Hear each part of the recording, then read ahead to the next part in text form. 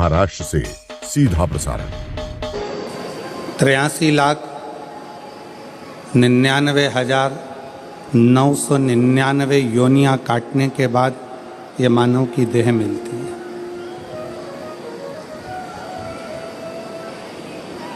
और ये 84 लाखवें नंबर की है। इसके बाद में फिर वापिस वही साइकिल घूमने लगती है। फिर पुनरपि जननम पुनरपि मरणम, फिर जन्म, फिर मृत्यु, फिर जन्म, फिर मृत्यु।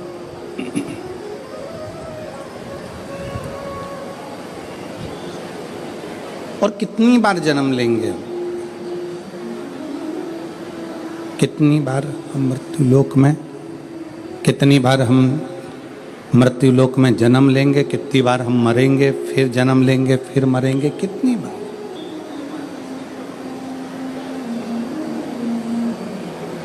कहा स्कंद पुराण में नागर खंड में एक बड़ा सुंदर संवाद आता है।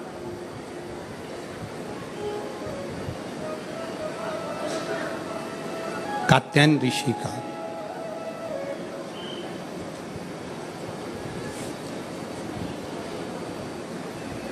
स्कंद पुराण के नागर खंड में कात्यायन ऋषि का चरित्र आता है कि कात्यायन ऋषि ने भगवान शिव और मां आद्य शक्ति की साधना करी।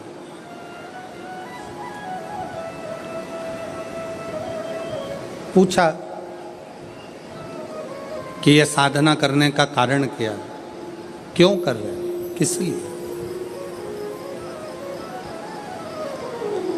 आप यदि कथा में जा रहे हो तो लोग आपसे पूछेंगे क्यों जा रहे हो, किस लिए। वहां क्यों जाना, किस लिए जाना, किस कारण। आप दवाई खा रहे हो तो लोग पूछेंगे दवाई किस लिए खा रहे हो, क्यों खा रहे हो, क्या कारण है, क्यों खाई जा रही, किस लिए।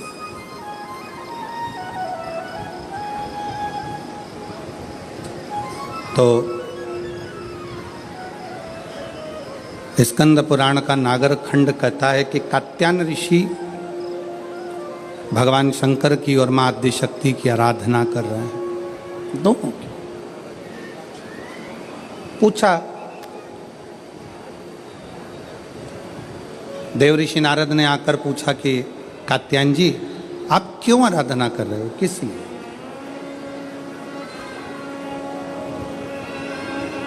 तुम्हारे आराधना करने का कारण क्या है, तुम्हारे भजन करने का कारण क्या है, तुम्हारे स्मरण करने का कारण क्या है, तुम्हारी भक्ति करने का कारण क्या है, तुम्हारा नाम जाप करने का कारण क्या है, तुम्हारा भगवत नाम लेने का कारण क्या है, किस कारण से कर रहे हो।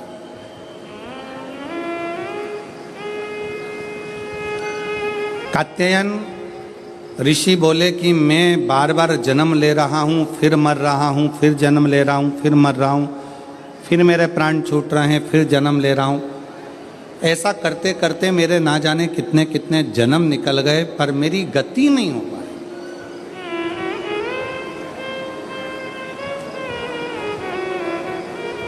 कितने जन्म निकल गए, कितने।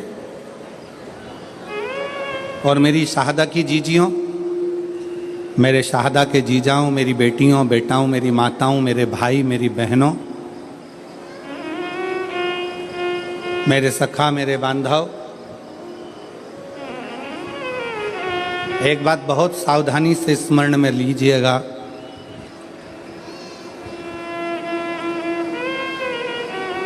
अगर आपके दिल में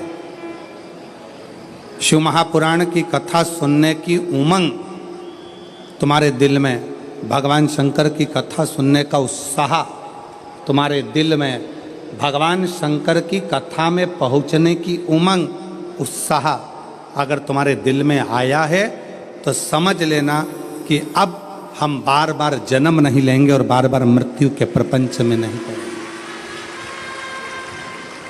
अब हमें शिव मिल गया, अब हमें शंकर मिल गया, अब हमें शिव की प्राप्ति हो गई।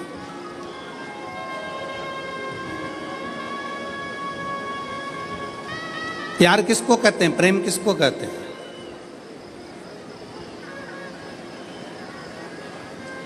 प्रेम की परिभाषा क्या है?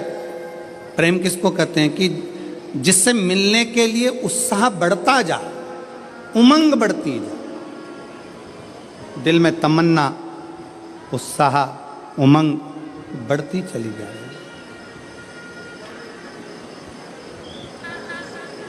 वो एक लाइन आप लोग गुनगुनाते हो ना, कि तुझसे मिलने के लिए तेरी कसम, तुझसे मिलने के लिए तेरी कसम, एक मुलाकात जरूरी है सनम, एक मुलाकात बाबा से मिलन के लिए, उस परमात्मा से मिलने के लिए, उस परमात्मा के दर्शन के प्रति, उसकी कथा के प्रति, उसके भजन के प्रति, उसके मिलने के प्रति। मेरी बहनें जितनी बैठी हैं, मेरी जीजियाँ जितनी बैठी हैं, मेरे जीजा जितने बैठे हैं, मेरे भाई जितने बैठे हैं, मेरी माताएं, मेरे बंधु जितने बैठे हैं, आप अपने घर में थे, पहले दिन की कथा सुनने के लिए आप आ गए। पहले दिन इतना भीड़ हो गया, इतना भीड़ हो गया, गाड़ी बहुत दूर खड़ी हो गई, धूप भी बहुत तेज, पैदल चल चल के आप अपनी गाड़ी तक पहुँचे, ट्रैफिक में फंस गए, घर पहुँच गए।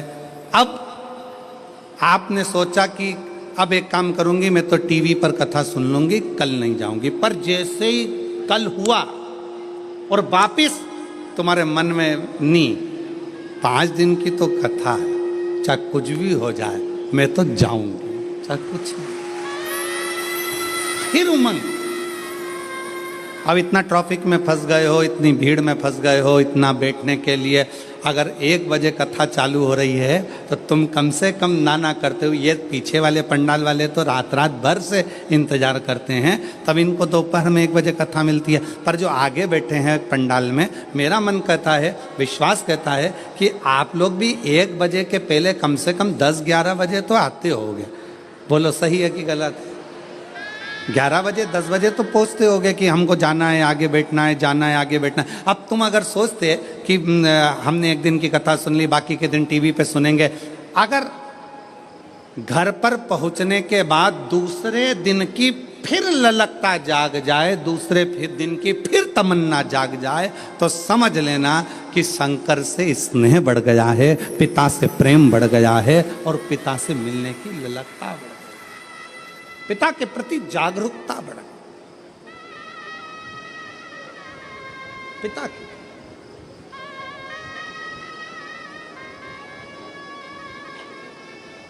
उससे मिलन की आस बढ़ गई, उससे मिलन की।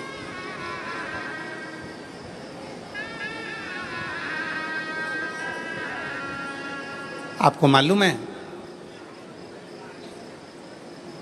लंका का राजा रावण शंकर भगवान के कैलाश पर्वत को क्यों उठा रहा था?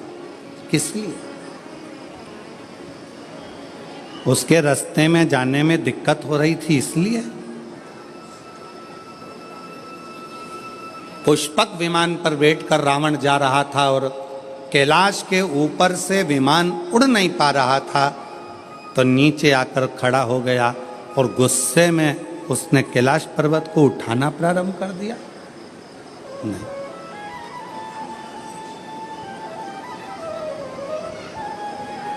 क्यों उठाना? रावण को क्या पड़ी थी जो कैलाश पर्वत को उठाने में लग गया? रावण को क्या पड़ी थी जो भगवान शंकर के शिवलिंग को लेकर लंका में जा रहा है और भगवान शिव के शिवलिंग में वजन बड़ा भूमि पर रखा, बाबा बैद्यनाथ के रूप में स्थापित हो गया? क्या पड़ी थी?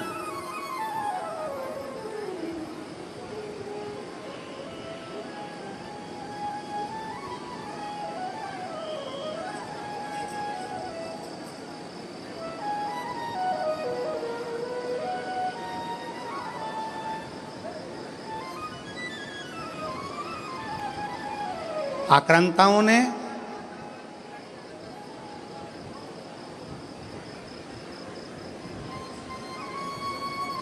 इन विधर्मियों ने सबसे ज्यादा अगर कोई मंदिर तोड़े हैं तो शंकर जी के तोड़े हैं। आक्रांताओं ने, विधर्मियों ने सबसे ज्यादा आक्रमण अगर किसी मंदिरों में करा है तो वो शंकर जी के मंदिर पर करा, शिव मंदिर।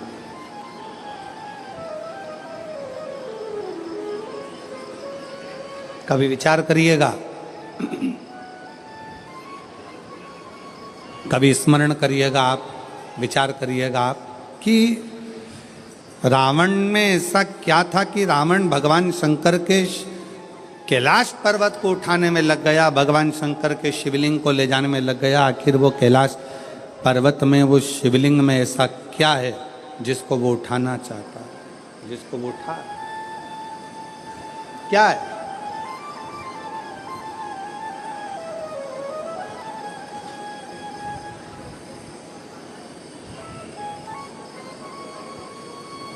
शिव महापुराण की कथा कहती है, रावण ने अपने भाई कुबेर को सताकर कुबेर के सिंहासन को छुड़ा लिया।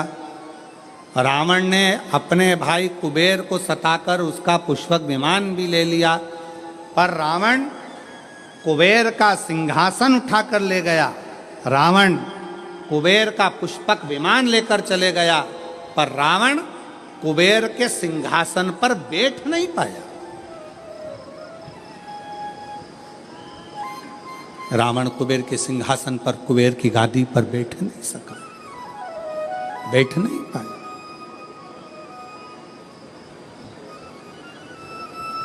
देवर्षि नारद निकल कर जा रहे थे, लंकापति रावण को देखा, रावण से पूछा क्या कर रहे हो? रावण कहने लगे कि मेरे को एक बात समझ में नहीं आती कि मैंने सारे इंद्र के सिंहासन को अपना बना लिया, देवताओं के सिंहासन को अपना बना लिया, सारे ग्रहों को अपने अनुकूल कर लिया, पर एक बात समझ में नहीं आती कि ये कुबेर का जो राज्य है, कुबेर का जो सिंहासन है, कुबेर का जो राज्य है, कुबेर का जो सिंहासन है, कुबेर का जो पद है, कुबेर की जो प्रतिष्ठा है, कुबेर का जो वैभव है, कुबेर का जो धन है, रावण कहता है ये मुझे कैसे प्राप्त हो, उसको मैं पाऊं कैसे, वो मुझे मिले कैसे, वो मुझे प्राप्त कैसे हो? देवऋषि नारद ने कहा, देवऋषि नारद बोले कि रावण, क्या तुमको मालूम है कि कुबेर की सत्ता, वैभव, लक्ष्मी, धन, संपदा कहाँ पर है? रावण ने पूछा, आप बताओ नारद जी की वो सत्ता, वो वैभव, वो पद, वो प्रतिष्ठा कहाँ है? देवऋषि नारद के मुख से निकल गया कि जो कैलाश पर्वत है, जिस पर्वत पर भगवान शंकर विराजमान होते हैं, उस पर्वत के ठीक नीचे कुबेर का पद, कुबेर की प्रतिष्ठा, कुबेर का वैभव, कुबेर की लक्ष्मी, कुबेर का धन, सब कैलाश पर्वत के नीचे।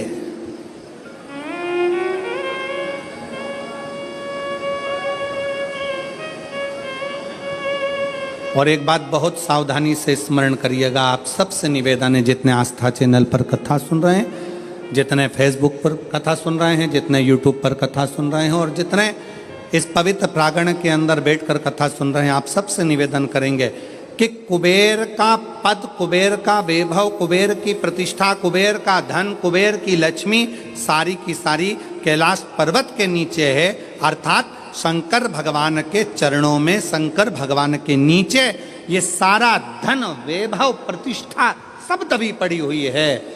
इसलिए लंका का राजा रावण मालूम पड़ने पर कैलाश पर्वत को उठाने लगा कि इसके नीचे से मैं लक्ष्मी को, वैभव को, धन को छुड़ा लूंगा, खींच लूंगा।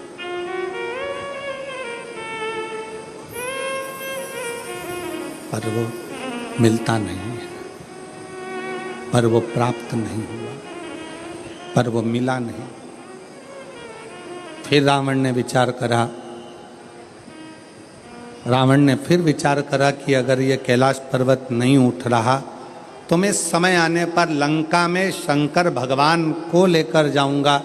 शिवलिंग लेकर जाने लगा तो भी वो शिवलिंग आखिरी में इतना बोझ हो गया, इतना वजन हो गया कि उसको भूमि पर रख दिया, ले जा नहीं सका। मेरी जीजियों, एक बात याद रखना, शंकर भगवान के चरणों में, भगवान शंकर के नीचे, भगवान शंकर के शिवलिंग के नीचे, भगवान शंकर के मंदिर में, शिवालय में, देवालय में, शिव महापुराण में, शंकर के चरणों में स्वयं वैभव, स्वयं लक्ष्मी, स्वयं धन, स्वयं प्रतिष्ठा सदा विराजमान रहती है।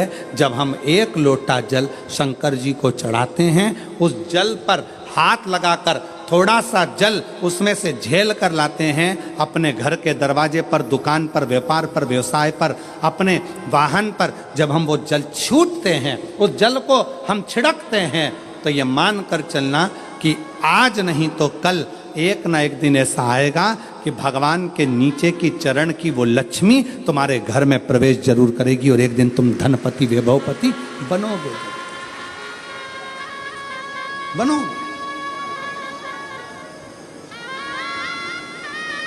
और शंभु शरण पड़ी मांगू घड़ी रे घड़ी, दुख काटो दया करी न दर्शन आपो।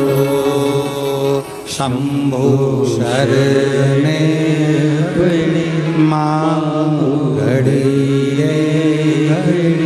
दुख काटो दया करी दर्शन आपो। शिव जी को एक लोटा जल चढ़ाना मतलब अपने दुख को समाप्त करना और सुख की राह खोल देना, ये शिव महापुराण की कथा कहती है। एक लोटा जल हमारे दुख को समाप्त करता है और सुख का मार्ग खोल देता है।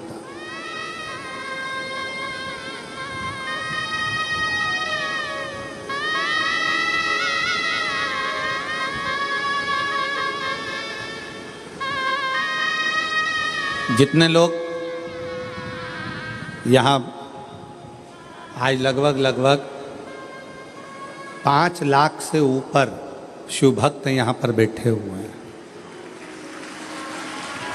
पंडालों की कैपेसिटी से ज़्यादा भरे पड़े, जितने अंदर उससे ज़्यादा बाहर अपना अपना चादर छाता लगा लगा कर लोग बैठे हुए हैं। कुछ गाड़ी के अंदर बैठकर कोई कहीं, कोई पेड़ों की छाँव में, कोई बिल्डिंगों की छाँव में, जहाँ तहाँ लोग बैठे।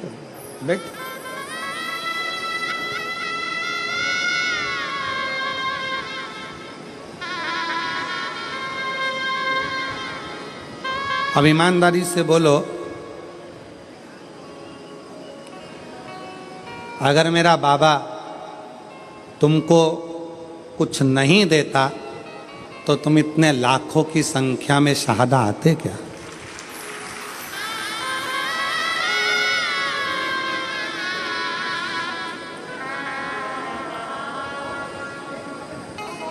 खाली ना जाता कोई दर से तुम्हारे, खाली ना जाता कोई दर से तुम्हारे।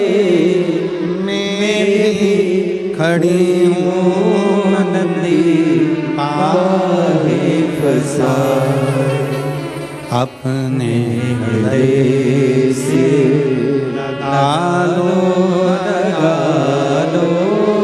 गिरा जा रहा हो, उठा लो भोले अपने दर से, अब तो न टालो, गिरी जा रही हो, उठा लो ले अपने से, अब तो न टालो गिरा जा रहा हो, उठा लो उठा लो। अगर भगवान भोलेनाथ नहीं देते तो यहाँ कौन आता, कौन आता? कृपा की ना होती जो आदत तुम्हारी, तो सुनी ही रहती अदालत तुम्हारी। जो गरीबों के दिल में जगह तुम ना पाते, तो किस दिल में होती इबादत तुम्हारी। ये तुम्हारी ही कृपा है, तुम्हारी।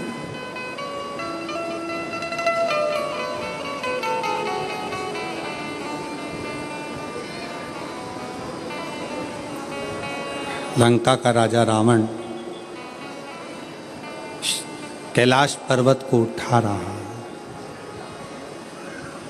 क्यों? उसको मालूम है कि इसके नीचे कुबेर का वैभव, कुबेर की सत्ता, कुबेर का आनंद, कुबेर की लक्ष्मी इसी के नीचे है।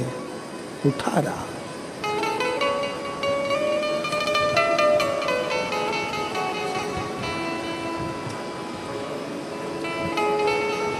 उठा नहीं कैलाश पर्वत, हिला नहीं कैलाश पर्वत, उठ ही नहीं पाया कैलाश पर्वत, नहीं हिला। फिर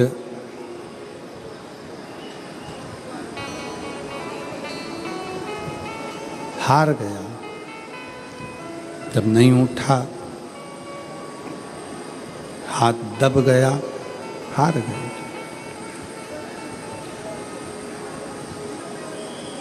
फिर शिवलिंग को ले जाने की तैयारी करी, वो शिवलिंग भी नहीं उठा, वो शिवलिंग भी ले जा नहीं सका। वो शंकर भगवान का शिवलिंग भी ले जा नहीं पाए।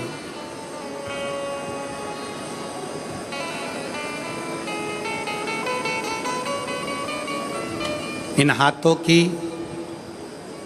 रकीलें अगर गलत हैं, ज्योतिषाचार्य ने कह दिया कि ये रेखाएं तुम्हारी गड़बड़ हैं, ये रेखाएं गलत हैं, तो इन हाथों में जल का भरा हुआ एक लोटा पकड़ाओ। इस हाथों से शिव जी को जल चढ़ाना प्रारंभ करो। इन हाथों से शिव मंदिर में सफाई करना प्रारंभ करो। हाथों की रकीलें धीरे धीरे सुलझना प्रारंभ हो जाएगी और तुम्हारा जीवन श्रेष्ठ होता चलेगा, जीवन श्रेष्ठ होगा। ये भाग्य की रेखाओं में, ये भाग्य की रेखाओं में अगर कुछ गलत लिखा गया है, इसको शिव मंदिर में, शिवालय में, भगवान शंकर के चरणों में इस मस्तक को झुकाना प्रारंभ करें।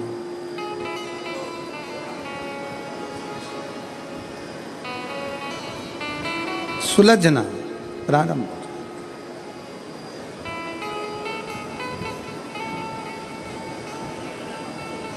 पर उसमें सबसे मूल है अपने मन का संयम।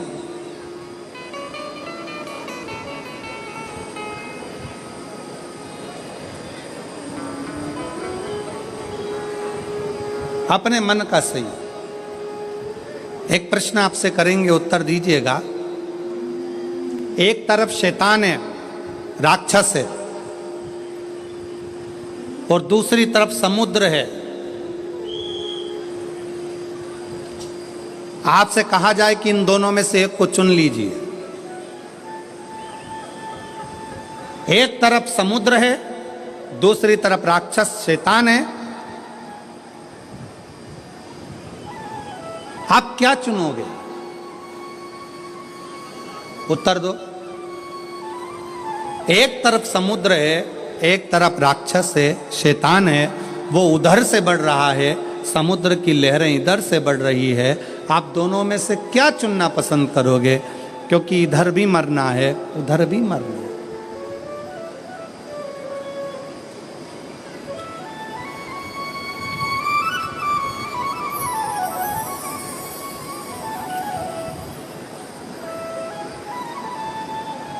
क्या चुनूं?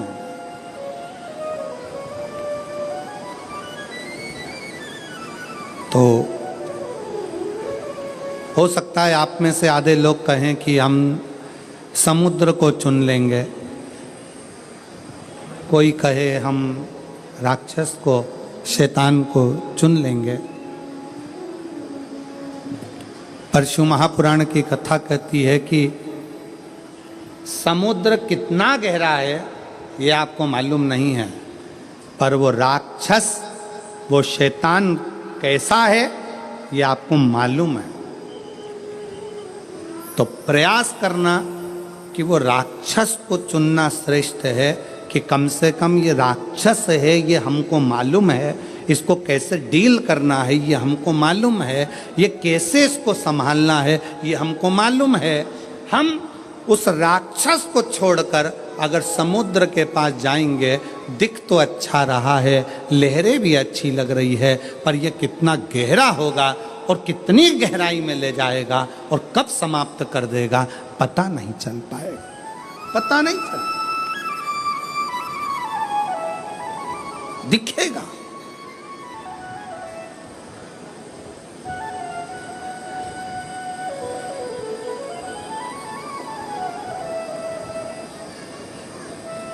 एक बहुत अच्छी कथा आती है। एक गांव का व्यक्ति अपना गांव छोड़ रहा है। क्यों? उसकी फैक्ट्री थी, बिक गई, उसका व्यापार था, बंद हो गया, परिवार वाले भी उसको चोट दे दी, परेशान कर दिया।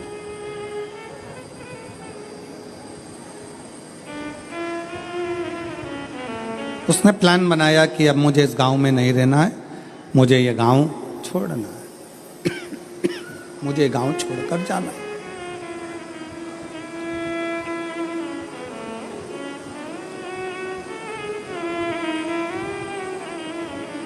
पूरा फैक्ट्री बेच दिया, घर बेच दिया, जमीन बेच दी, सब कुछ बेचकर धन एकत्रित करा, घोड़े पर बैठ गया, घोड़े पर बैठकर और सब बेचकर परेशान होकर वहां से चल दिया। 60 किलोमीटर दूर दूसरा गांव था, वहां पहुंच गया। गांव में जाकर देखा तो गांव के लोग आम के पेड़ के नीचे, पीपल के पेड़ के नीचे बैठे हुए हैं, बातचीत कर रहे हैं, सब आपस में बातें कर रहे थे।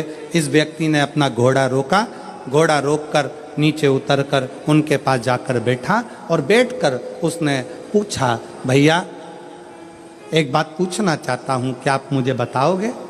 बोलो क्या बात पूछना है, क्या पूछना चाहते हो?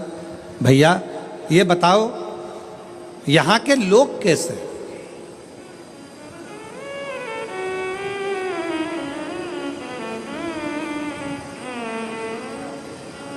गांव के लोगों ने पूछा तुम कहां से आए हो? उसने कहा मैं अपने गांव से आया हूं, यहां से 60-70 किलोमीटर दूर से। मेरा सारा अब वो गांव मैंने छोड़ दिया है और मैं सोच रहा हूं कि कोई गांव में जाकर बसना है, मुझे किसी गांव में जाकर रहना है मुझे। तुम बताओ यहाँ के लोग कैसे हैं, इस गांव के लोग कैसे? तो गांव के लोगों ने पूछा कि तुम हमसे पूछ रहे हो कि यहाँ के लोग कैसे हैं, पहले तुम बताओ कि तुम जो अपना गांव छोड़कर आए हो वहां के लोग कैसे थे?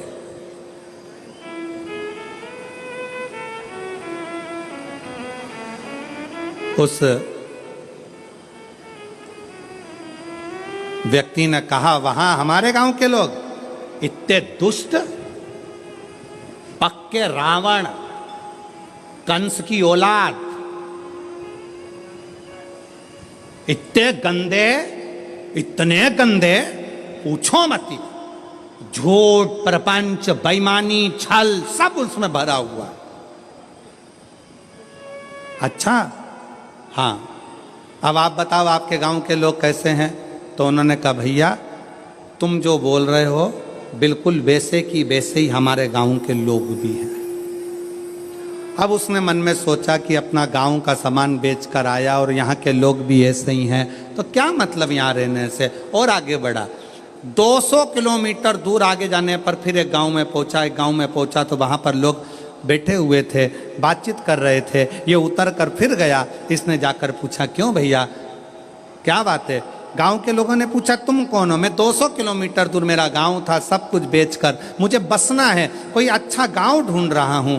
अच्छा, तो अब ये बताओ कि आपके गांव के लोग कैसे हैं? उसने कहा हमारे गांव के लोग। हाँ, पहले ये बताओ कि तुम्हारे गांव के लोग कैसे थे? घोड़े पर बैठा हुआ व्यक्ति ने कहा मेरे गांव के लोग। हाँ, उसने विचार करा, भी पहले वालों को बताया ऐसा ऐसे थे, इसने अब अपनी बात को पलट दिया और यहां पर बोला मेरे गांव के लोग एकदम संत तुकाराम जैसे, मेरे गांव के लोग एकदम संत नामदेव जी जैसे, मेरे गांव के लोग मीराबाई जैसे, मेरे गांव के लोग तुलसीदास जैसे, मेरे गांव के लोग तो इतने धर्मात्मा, इतने पुण्यात्मा, इतने भजन करने वाले, इतना कीर्तन करने वाले, इतना मंत्र जाप करने वाले, मेरा गांव का लोग इतना सत्यवादी, पूछो मती। इतने में फिर इसने पूछा अब बताओ तुम्हारे गांव के लोग कैसे हैं? तो सारे गांव वाले एक जैसे बोले बस हमारे गांव के लोग भी तुम जैसा बता रहे हो ना, बिल्कुल वैसे की वैसे ही है। हमारे गांव के लोग भी धर्मात्मा है, हमारे गांव के लोग भी पुण्यात्मा है, हमारे गांव के लोग भी सत्कर्मी हैं, हमारे गांव के लोग भी संत तुकाराम जी जैसे हैं, हमारे गांव के लोग भी संत नामदेव जी जैसे हैं, हमारे गांव के लोग भी मीराबाई जैसे हैं। तब उस व्यक्ति के दिमाग में आया कि ये बिल्कुल सत्य है।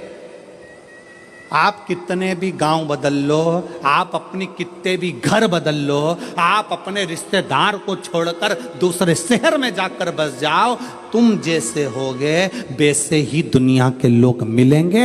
आप अच्छे हो तो दुनिया अच्छी मिलेगी। कितने बदलोगे? शहादा छोड़ा पूना चले गए, पूना छोड़ा मालेगांव चले गए, मालेगांव छोड़ा लातूर चले गए, लातूर छोड़ा नागपुर चले गए, नागपुर छोड़ा मुंबई चले गए और वहां पर भी जाकर के हम तो जैसे थे, हमारे गांव के लोग जैसे पहले थे, जैसे हमारे आसपास के लोग ईर्ष्या रखते थे, जैसे हमारे गांव के लोग वैसा करते थे, वैसे की वैसे यहाँ मिल रहा है। उसका कारण क्या है? ना शहादा बुरा है, ना मालेगांव बुरा है, ना पुणे बुरा है, ना नागपुर बुरा है, ना भोपाल बुरा है, ना इंदौर बुरा है। बुरा कौन है? हमारी सोच कि हम दिन भर एक दूसरे में बुराइयां ढूंढते रहते हैं। मेरा पड़ोसी ऐसा, मेरा रिश्तेदार वैसा, मेरा देवर ऐसा, मेरी देवरानी ऐसी, मेरी जेठानी ऐसी, मेरा परिवार ऐसा, मेरा कुटुंब ऐसा, मेरा कबीला ऐसा। हम दिन रात अपने गांव में रहकर, अपने घर में रहकर भी हम दिन भर बुराई ढूंढते थे। तो तुम अच्छे से अच्छे बंगले में जाकर रह लो, वहां भी तुमको बुराई ही मिलेगी। तुम अच्छे से अच्छे 5 स्टार होटल में रह लो, वहां पर तुमको बुराई ही मिलेगी। और जब तुम्हारी आदत हो गई छोटे से घर में भी अगर तुम दिल बड़ा रखकर प्रेम के साथ रहते हो ना, तो तुम जहां रहोगे ना वहां पर भी तुमको आनंद की अनुभूति होती रहेगी, प्रसन्नता मिलती रहेगी वहां पर।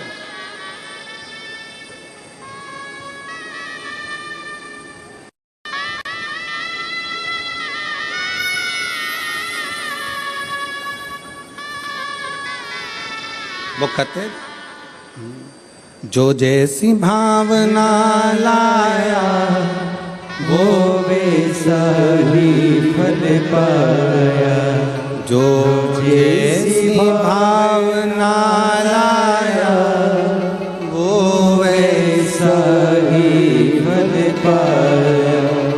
नहीं खाली उसे लौटाया वो मन ही मन हर्षाया, और कर दिया माला माल काशी वाले ने, लुटा दिया भंडार काशी वाले ने, लुटा दिया भंडार काशी वाले। जिस भावना से, जैसी सोच लेकर, जैसा विचार रखकर, जैसा व्यवहार रखकर आप आओगे, वैसा सुख आपकी जिंदगी का एक पत्र है। देखिए,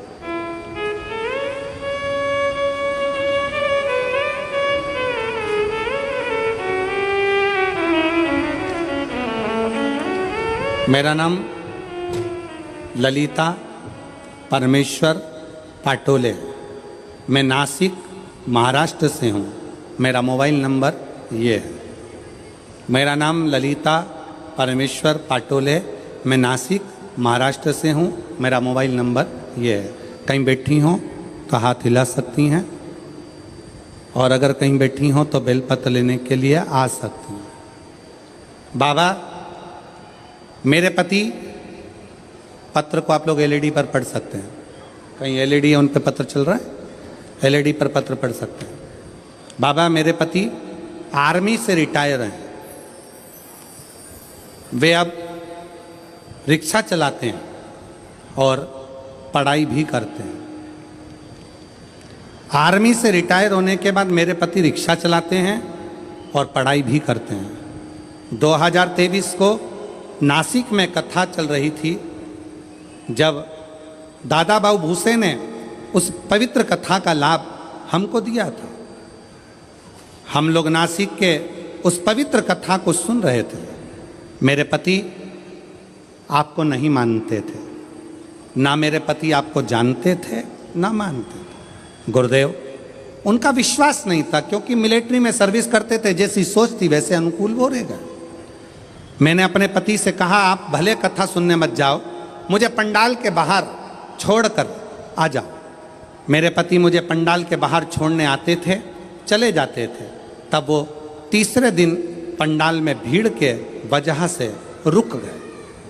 उन्होंने कहा, भीड़ ज़्यादा है, वापस लेने कैसे आऊँगा? तो उन्होंने गाड़ी खड़ी कर कर तीसरे दिन की कथा में पंडाल में ही रुक गए। पंडाल में रुके। उस दिन धूलिया से एक औरत पैदल आई थी। उसे देखकर मेरे पति के आंखों में आंसू आए। बाबा सबकी सुनता है। उसने उस स्त्री से पूछा, तुम पैदल चलकर धूलिया से नासिक आई हो, तुम्हें बाबा ने क्या दिया? उस महिला ने कहा, मैंने जो मांगा था मेरे भोलेनाथ ने दे दिया, इसलिए मैं पैदल चलकर नासिक तक आई हूँ। नासिक तक आई हूँ। मेरे पति को लगा मैं आर्मी से रिटायर हूँ, अब रिक्शा चलाता हूँ, पर मेरी कोई सरकारी नौकरी नहीं लग रही है, मेरे बेटे की भी नौकरी नहीं लग रही है। आज कथा का तीसरा दिन है। आज मैं पृथ्वी पर बैठकर, पंडाल में बैठकर बाबा से विनय करता हूँ, अगर कुबरेश्वर बाबा शंकर जी की कथा में अगर प्रबलता है तो वो मेरी भी नौकरी लगा दें और मेरे बेटे की भी लगा दें।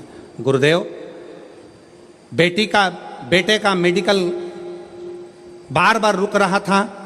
नासिक में उसका मेडिकल होने वाला था, और मेरे पति ने तीसरे दिन की कथा में बाबा से गुहार लगाई। लोग कहते हैं कि ये शिव महापुराण का पंडाल है। मेरे पति ने कहा, वो सियोर वाला महाराज इतना दमदारी से बोलता है, मतलब शिव पुराण की कथा में शंकर खुद कथा करता है, अगर उसके सामने बैठकर बोला जाए तो बाबा सुनता जरूर है। मेरे पति ने गुहार लगाई और बाबा से प्रार्थना कर कर मेरे पति कथा सुनकर आ गए। जब पूरी कथा हो गई, कथा सुनकर हम लोग घर आए। घर आने के बाद मेरे बेटा एक एग्ज़ाम दे रहा था। एग्ज़ाम का रिजल्ट जिस दिन हम घर पर आए शाम को, उसी दिन बेटे का शाम को फ़ोन आ गया कि पिताजी मेरा सिलेक्शन आर्मी में हो गया, बाबा की कृपा से मैं सिलेक्ट हो गया। गुरुदेव, आर्मी में तो सिलेक्ट हो गया। मेरे पति बोले, एक बार सीहोर जाना है, वहाँ पर जाकर बाबा से अर्जी लगाना है। कथा सुनी। 15 दिन बाद सीहोर पहुँच गए। सीहोर में कंकर शंकर की पूजन कर कर कहा, बाबा तूने मेरे बेटे की तो नौकरी लगा दी, बस मैं बचा हूँ, आर्मी से रिटायर हुआ हूँ, रिक्शा चलाता हूँ, तू मेरी और नौकरी लगा दे। बाबा की ऐसी कृपा हुई कि बाबा की कृपा से आज ऐसी करुणा, सीहोर से आने के बाद 3 महीना भी पूरा नहीं हुआ और बाबा की कृपा से मेरा बॉम्बे के अंदर मेरा सिलेक्शन जेल के प्रहरी के रूप में हो गया और मैं बाबा को यहाँ प्रणाम करने के लिए आया हूँ। मेरे बेटे की भी फोटो लगा रहा हूँ और मेरी भी फोटो लगा रहा हूँ, दोनों की लगा रहा हूँ। अब बेटे की फोटो देखो जिसका मिलिट्री में हुआ, और जेल प्रहरी के रूप में जिनका हुआ रिक्शा चलाते चलाते, उनकी भी फोटो उन्होंने खुद की लगाई। एक बार जोरदार ताली बजाकर साथ बताएं। एक लाइन अच्छी लिखी है,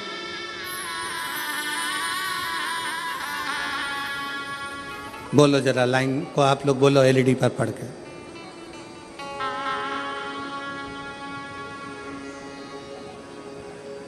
बोलो बोलो जरा, टीवी पर देख के बोलो।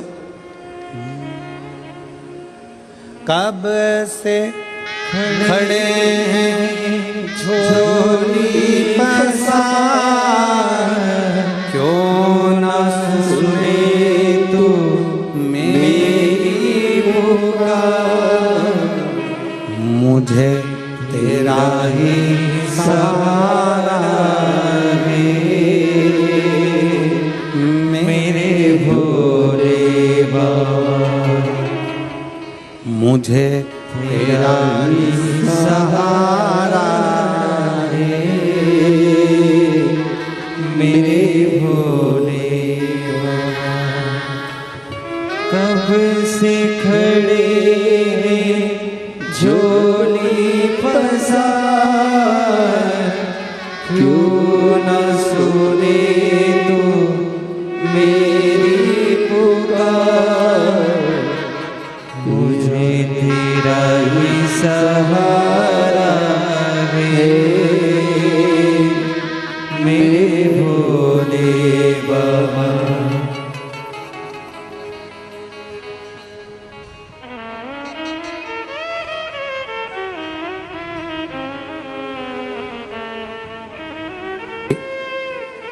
पुनः वापिस नौकरी लगी, बेटे की भी नौकरी लगी। एक बार जोरदार ताली बजाकर स्वागत करिए। और मुझे तेरा ही सहारा है, मेरे भोले बाबा, मैंने तुझे ही पुकारा है, मेरे भोले बाबा। दिल से उसको कल कथा में कहा था, दुनिया की निगाह में ये केवल कथा का पंडाल है।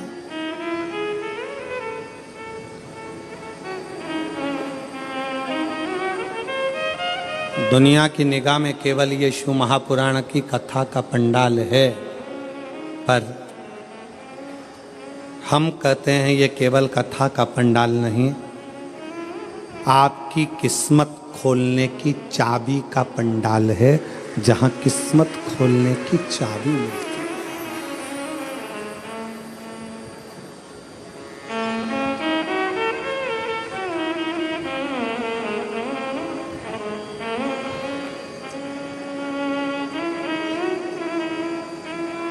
और मुझे तेरा ही सहारा है, मेरे भोले बाबा। शंकर भगवान के शिवलिंग के नीचे का स्थान कुबेर का होता है, शंकर भगवान के कैलाश के नीचे का स्थान कुबेर की लक्ष्मी का होता है। इसलिए प्रत्येक शिवालय में तुम्हारे घर में अगर छोटा सा भी शंकर का शिवलिंग है, तुम्हारे घर में अगर छोटा सा भी मट्टी का, पत्थर का, लकड़ी का, पीतल का, तांबे का, स्फटिक का, पारद का, जिसका भी तुम्हारे घर में अगर छोटा सा भी अगर शिवलिंग है, तो तुम्हारे घर में जहाँ शिवलिंग रखाता है, समझ लेना वहाँ लक्ष्मी बढ़ती चली जाती है, लक्ष्मी कम नहीं हो सकती, बढ़ेगी।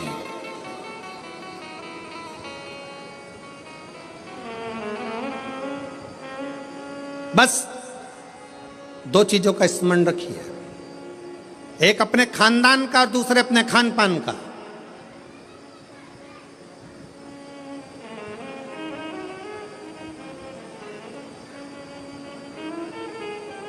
आपको मालूम है,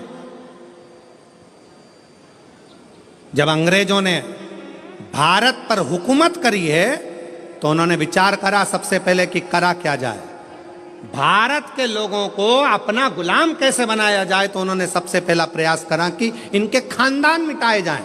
जो राजसी खानदान थे, जितने जितने राजा हुआ करते थे, उन राजाओं के रजवाड़ों को, उन राजाओं के घरानों को तोड़ने का प्रयास किया गया।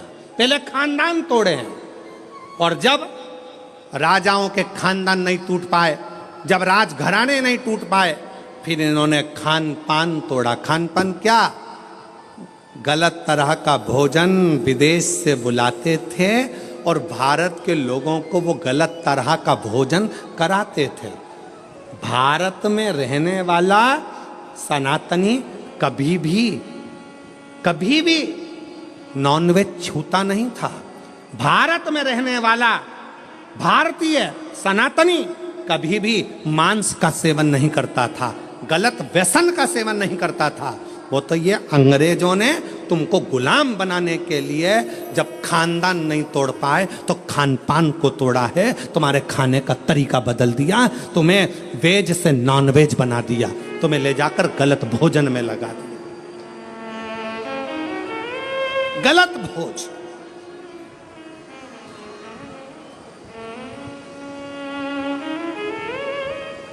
क्यों इतनी बीमारियां पनप रही हैं? इतनी बीमारियां होने का कारण क्या है? और देखो, प्रकृति अपना रंग दिखाती है। जिन जिन देशों में जिंदा जिंदा जीवों को तलकर तड़फा कर मारते हैं, उन देशों की हालत आज देख लो कि ऐसा भूकंप आया कि बिल्डिंगें धाती चली गई और कितने लाख कितने लोग उस बिल्डिंग में दब दब के मर गए। लोगों को मालूम तक नहीं है कि कितने मर गए, कितने मरे।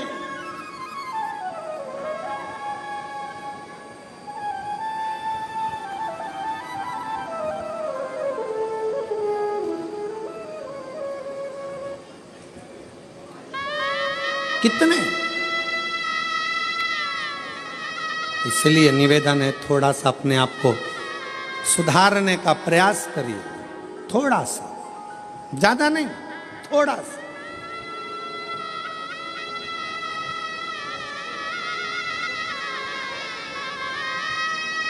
जो गलती हो गई,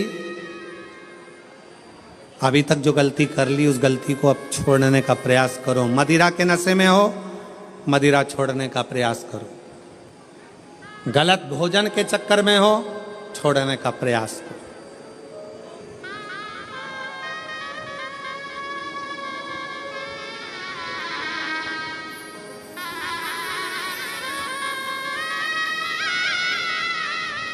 हम कहेंगे तो थोड़ा सा लोगों को बुरा लगेगा, पर सत्यता है, जब उम्र और कमर, उम्र और कमर जब 40 की हो जाए या 40 से पार हो जाए तो भोजन मत बढ़ाओ, भजन बढ़ाओ, भोजन को कम करते जाओ।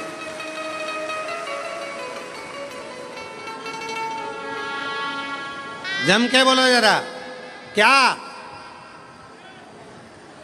उम्र और, अरे अच्छे से बोलो, उम्र और कमर जब 40 की हो जाए तो भोजन की मात्रा नहीं बढ़ाना है, भजन की मात्रा बढ़ाना है। भोजन की मात्रा कम करो और भजन की मात्रा को बढ़ाते चलो, बढ़ाते चलो। विठल विठल विठला, बढ़ा।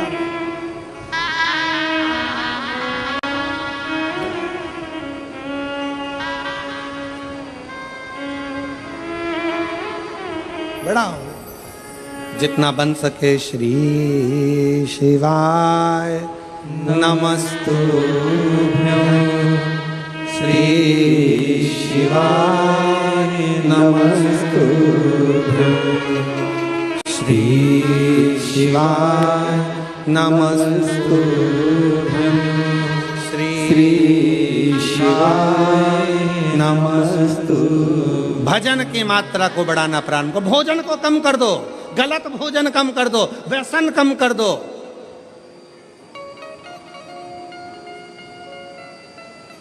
गलत विचार कम कर दो, गलत सोच कम कर दो।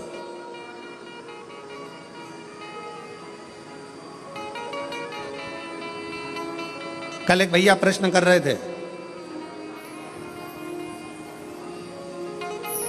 गुरुजी भगवान विष्णु अपने शरीर पे राख नहीं लगाते, राखोड़ी नहीं लगाते, भस्म नहीं लगाते, भगवान ब्रह्मा अपने शरीर पर राख नहीं लगाते, भस्म नहीं लगाते, राखोड़ी नहीं लगाते, इंद्र नहीं लगाते, 33 कोटि देवता कोई अपने शरीर पर राख नहीं लगाता, भस्म नहीं लगाता, केवल शंकर जी क्यों लगाते? हमने उससे कहा इतनी सी बात तो तू तेरे घर वालों से पूछ लेता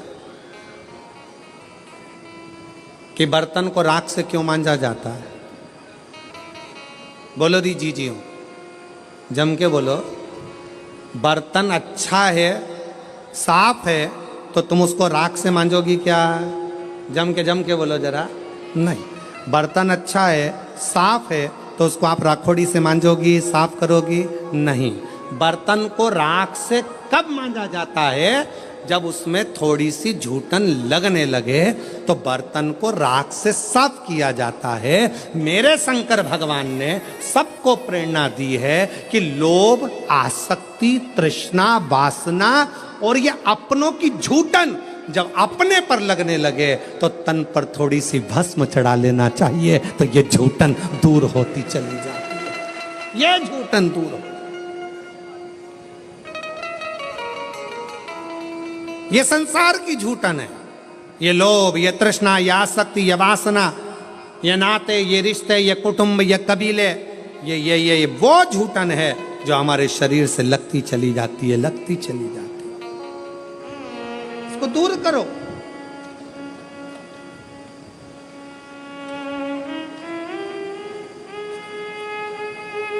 अच्छा अच्छा ट्यूब लगाओगे ना, क्रीम, अच्छा अच्छा खूब सारा पाउडर, क्रीम, और वो नीले कलर का ऐसा, और लाइन, और फिर उसमें डब्बा, फिर वो माला के वो धागा, एक नहीं दो, और फिर वो दो धागा ऐसा घुमा के, ऐसा करके, अब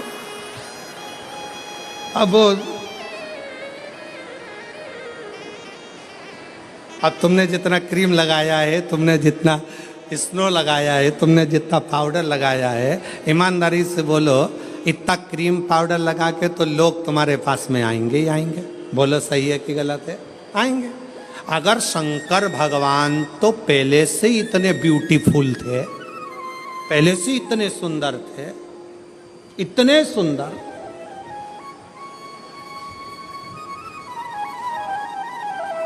वो कहते हैं ना भोलेनाथ ब्यूटी फूल।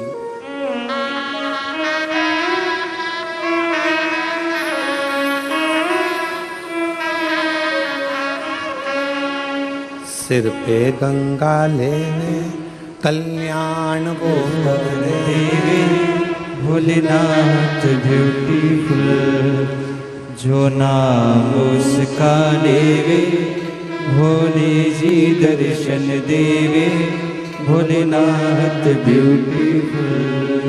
जो नाम शिव का लेवे कल्याण वो कर देवे, भोलेनाथ ब्यूटीफुल। इतने सुंदर तो शिव पहले से, और अगर भगवान शंकर मालूम पड़े और थोड़ा बहुत पेंटिंग करके बैठ जाते तो ईमानदारी से बोलो 33 कोटि देवताओं के यहाँ जितनी देवियां हैं वो सब शंकर भगवान के चरणों के सम्मुख में बैठी रह जाती। सारी देवियां,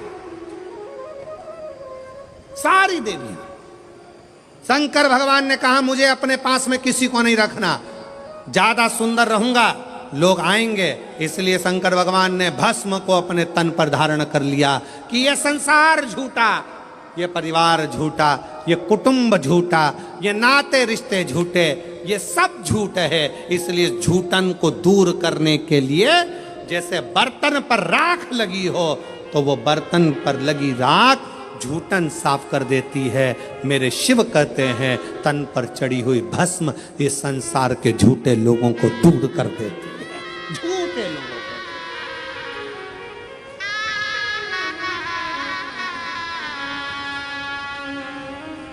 जो नाम शिव का ले कल्याण दर्शन देवे, भोलेनाथ ब्यूटीफुल। शिव स्वयं तन पर भस्म धारण करते हैं, स्वयं।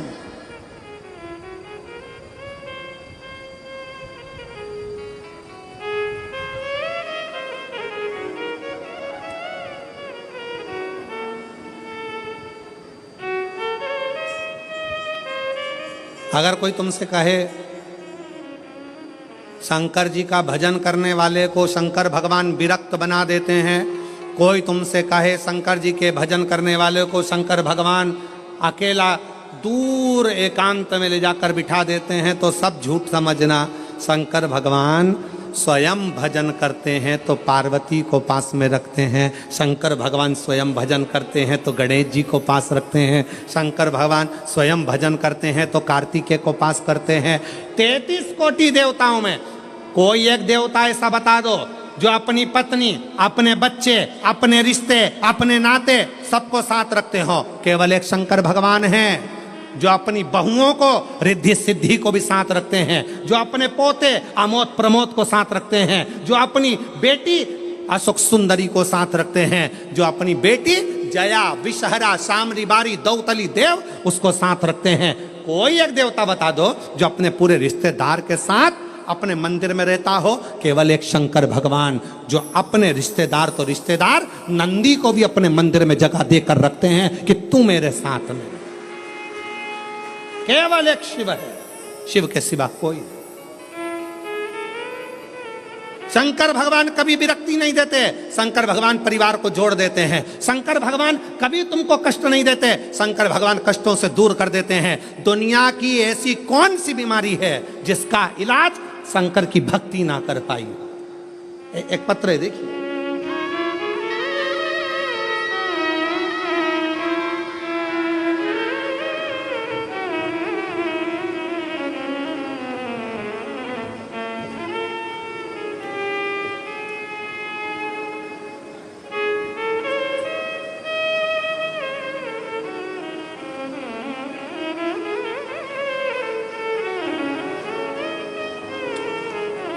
मेरा नाम गायत्री केशव केदारे है। मेरा मोबाइल नंबर ये है, गांव तेमबाहरा, अकोला, महाराष्ट्र की रहने वाली हूँ। कहीं हो बैठी हो तो हाथ हिला सकती हैं और बैठी हो तो बेलपत्र लेने के लिए आ सकती हैं। गायत्री केशव कन्हारे, मोबाइल नंबर ये, तुम्हारा गांव अकोला महाराष्ट्र। मैं श्री शिवाय नमस्तुभ्यं, मेरा नाम गायत्री केशव केदारे है। 2019 से परीक्षा दे रही हूं एमपीएससी की, तैयारी कर रही हूं पर मेरा सिलेक्शन नहीं हो रहा। तब पहली बार अपने रिश्तेदारों के कहने पर मैंने टीवी पर आपके बारे में सुना और मैंने शंकर जी की 1 लोटा जल चढ़ाना प्रारंभ किया। रोज मंदिर जाती, बाबा को जल चढ़ाती, रोज जल चढ़ा कर आती, अभिषेक करने गई, शिव जी का कथा श्रवण करी, बाबा को विनय करा और आज बाबा की ऐसी कृपा हुई गुरुदेव, मैंने नंदुरबार में बाबा की कृपा से दर्शन किया और दर्शन करने के बाद वहीं पंडाल में बाबा से प्रार्थना करी कि बाबा कुछ भी हो, मेरी एमपीएससी की परीक्षा उत्तीर्ण हो जाए और मेरा सिलेक्शन हो जाए और मेरी सरकारी जॉब लग जाए। आज बाबा की कृपा से मैं बाबा को धन्यवाद देने के लिए आई हूँ कि मेरा सिलेक्शन हो गया और मैंने उत्तीर्णता प्राप्त कर ली। बाबा को धन्यवाद देने के लिए मैं यहाँ पहुँची हूँ। एक पत्र और देखिए, बड़ा सुंदर।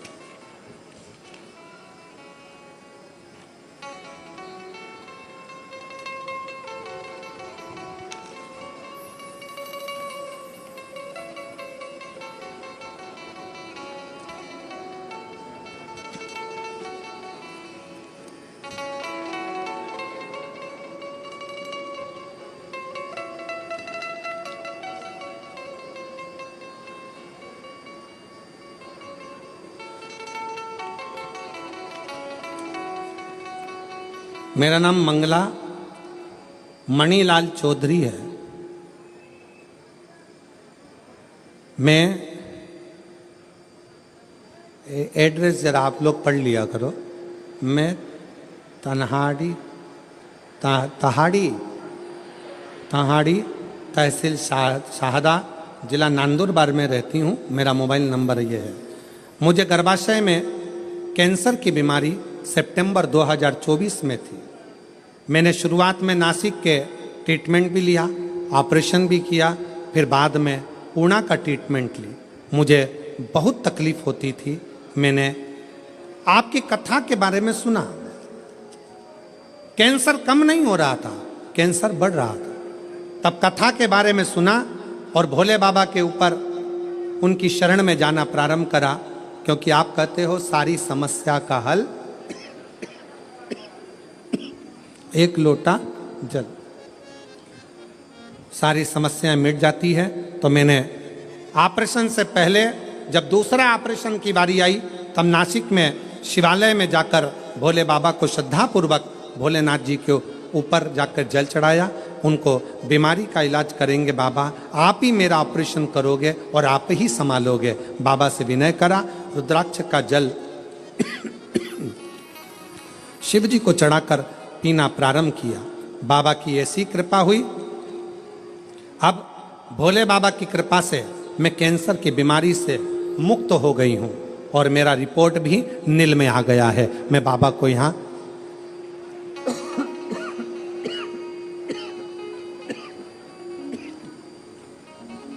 बाबा को मैं यहाँ धन्यवाद देने के लिए आई हूँ। गला पकड़ रहा है माइक बहुत ज्यादा। बाबा को मैं यहाँ धन्यवाद देने के लिए आई हूँ। कहीं बैठी हो तो एक बेलपत्र लेने के लिए आ सकती हूँ। शिव की भक्ति किसको कहते हैं? भगवान शंकर का गुणगान किसको कहते हैं? शिव का स्मरण किसको? शिव की उपासना किसको कहते हैं? शंकर भगवान की भक्ति किसको कहते हैं? शिवाराधना किसको कहते हैं?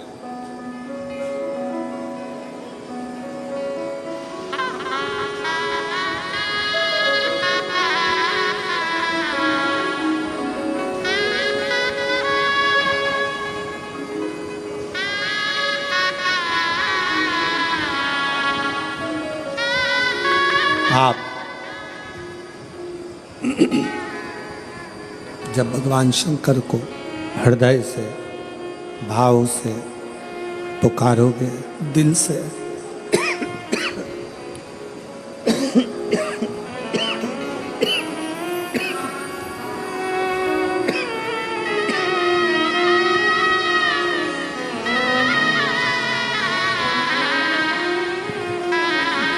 आप जब भगवान शंकर को दिल से, भाव से पुकारोगे, शिव स्वीकार करेगा, शंकर स्वीकार करेगा। केवल एक विश्वास के साथ, एक भरोसे के साथ, एक दृढ़ता के साथ शिव की स्तुति करिए, शंकर के भजन करिए, शंकर का स्मरण करिए।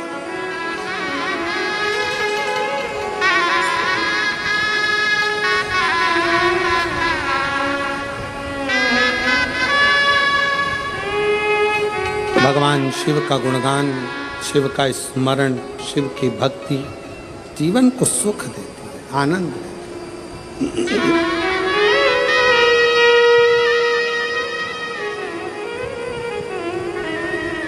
कोई कहे आपसे कि शंकर भगवान विरक्ति दे देते हैं, नहीं। शिव तोड़ते नहीं हैं, शिव जोड़ते हैं, जोड़ते हैं।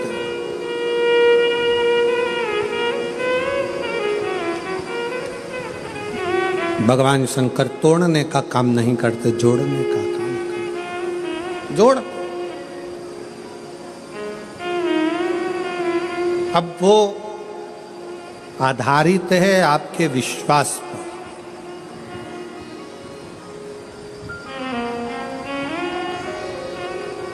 वो आधारित है आपके भरोसे पर, वो आधारित है आपकी दृढ़ता पर।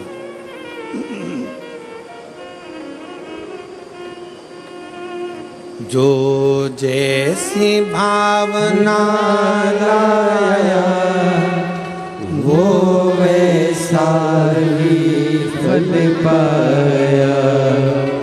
नहीं नहीं खाली उसे लौटाया, वो मन ही मन हर्षाया, और कर दिया माला मान काशी वाले ने, लुटा दिया भंडार काशी वाले ने।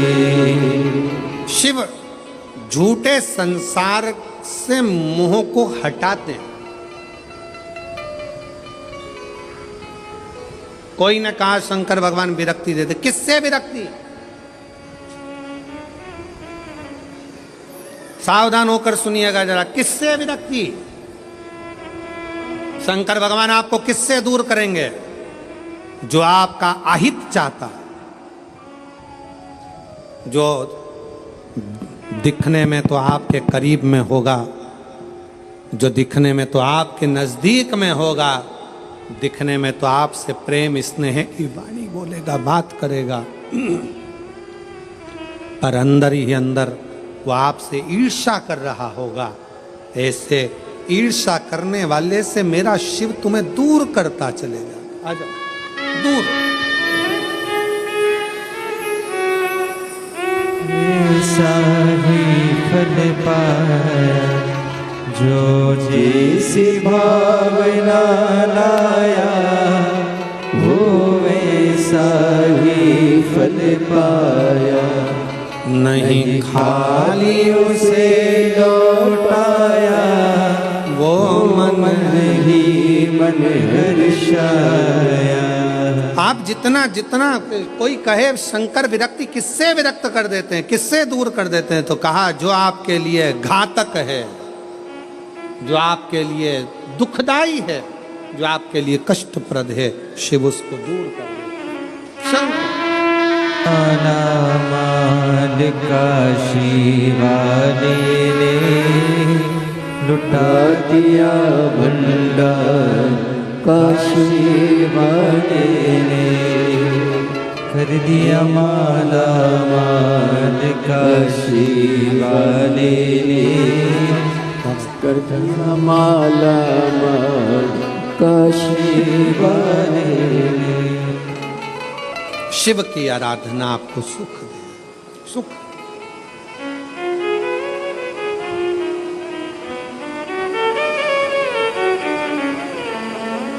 इसलिए भाव से, दिल से, कब से खड़े हैं झोली बसा, क्यों ना सुने तू मेरी पुकार। कब से खड़े हैं झोली पसार, क्यों ना सुने तू मेरी पुकार। मुझे तेरा ही सहारा है, मेरे भोले बाबा, मुझे तेरा ही सहारा है, मेरे भोले बाबा। मैंने तुम्हें ही पुकारा है, मेरे भोले बाबा, मैंने तुम्हें ही पुकारा है, मेरे भोले बाबा।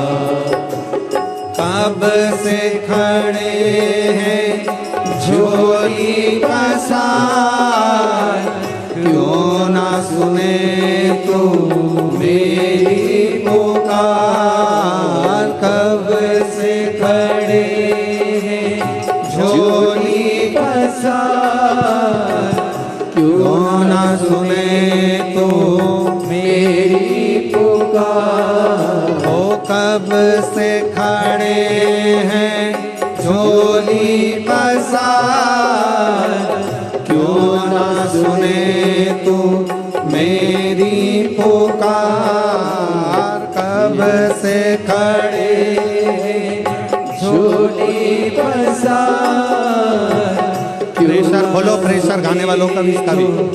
मेरी पुकार, मुझे तेरा ही सहारा है। मेरे भोले बाबा, मुझे तेरा ही सहारा है। मेरे भोले बाबा, दोनों हाथों से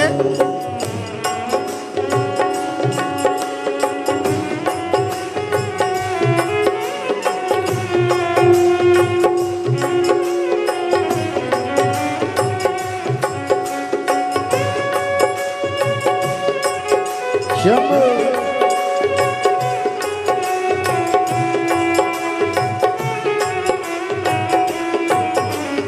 जय हो।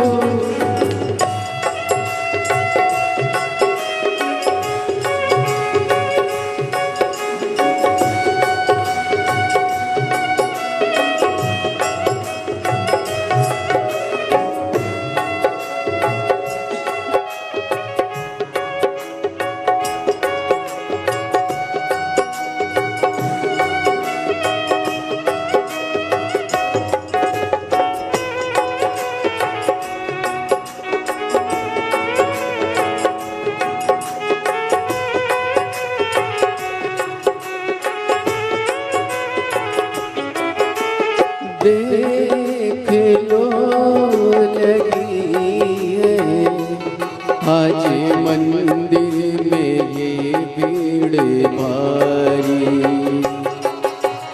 देख लो लगी है आज मंदिर में ये भीड़ भारी। दर्शनों खाते आए हैं लाखों नर और नारी। दर्शनों के खाते आए हैं लाखों नर और नारी।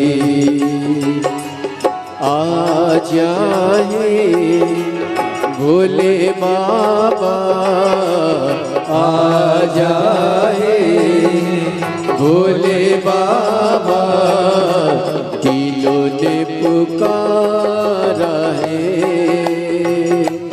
मेरे भोले बाबा। दिलों ने पुकारा है मेरे भोले बाबा। कब से खड़े हैं झोली पसार, क्यों न सुने तो मेरी पुकार। कब से खड़े झोली पसार, क्यों न सुने तो मेरी पुकार। तेरा ही सहारा मेरे भोले बाबा, तेरा ही सहारा है मेरे भोले बाबा।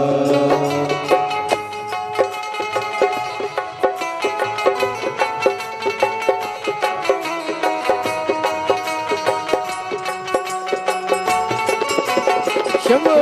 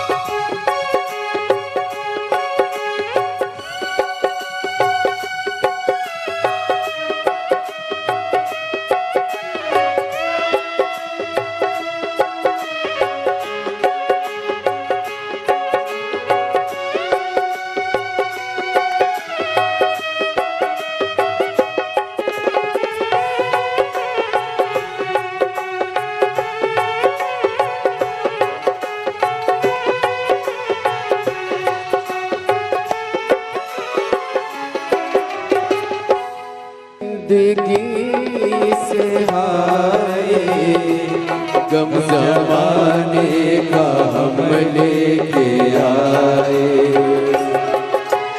जिंदगी से हाय गम जमाने का हम लेके आए।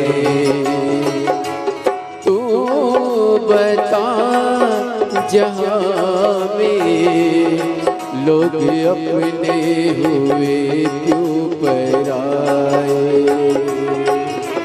तू बता जहाँ में लोग अपने हुए क्यों पराए। तेरे सिवा दुनिया में तेरे सिवा दुनिया में कोई ना हमारा है। मेरे भोले बाबा कोई ना हमारा है। मेरे भोले बाबा कब से खड़े झोली पसार क्यों न सुने तू मेरी पुकार। कब से खड़े झोली पसार क्यों न सुने तू मेरी पुकार। तेरा ही सहारा है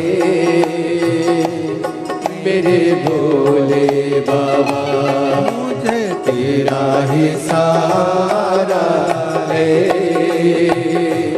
मेरे भोले बाबा मैंने तुम्हें ही पुकारा है।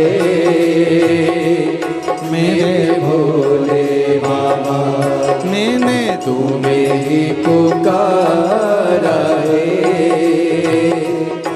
मेरे भोले बाबा मैंने तुम्हें ही पुकारा है।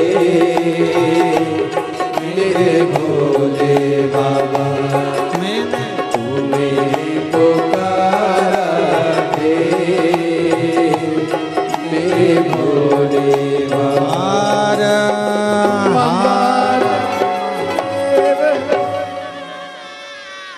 अपने स्थान पर बैठकर भगवान देवाधिदेव महादेव से अपने हृदय की बात दिल से बाबा को प्रार्थना करिए, निवेदन करिए, विनय करिए।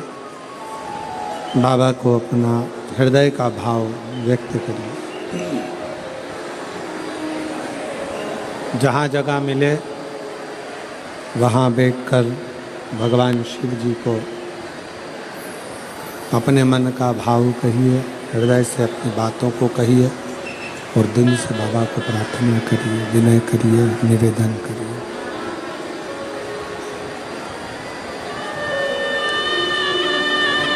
सब लोग साथ में बोलेंगे, साथ में प्रार्थना करेंगे, साथ में विनय करेंगे, साथ में निवेदन करेंगे, बाबा को विनती करें, साथ में विनय।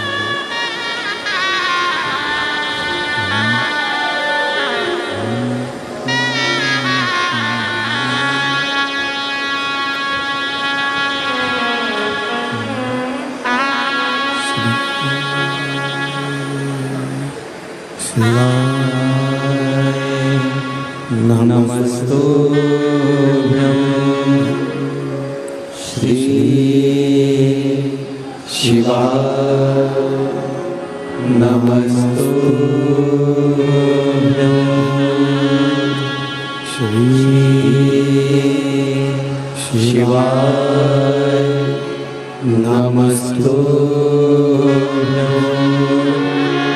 श्री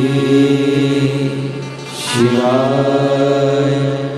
नमस्तुभ्यं श्री शिवाय। नमस्तुभ्यं भोला सब दुख काटो मारा। ओम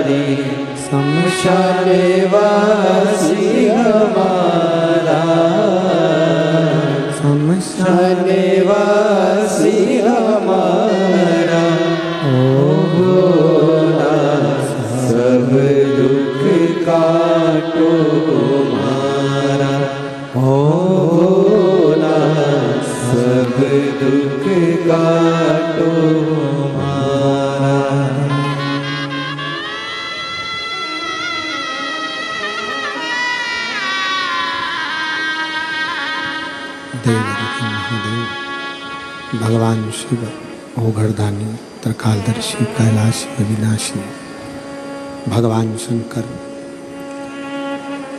की कथा कह रही है, शिव महापुराण वर्णन कर रही है।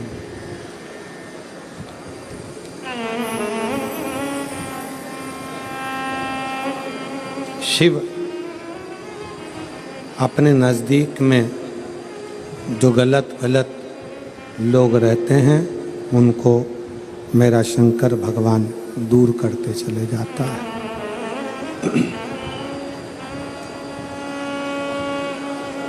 कात्यायन ऋषि शिव और पार्वती की तप साधना कर रहे हैं। स्कंद पुराण का नागरखंड कहता है, स्कंद पुराण का नागरखंड कह रहा है शंकर पार्वती की तप साधना स्वयं कात्यायन ऋषि कर रहे हैं। और शिव पार्वती की तप साधना कात्यायन ऋषि ने जब करी,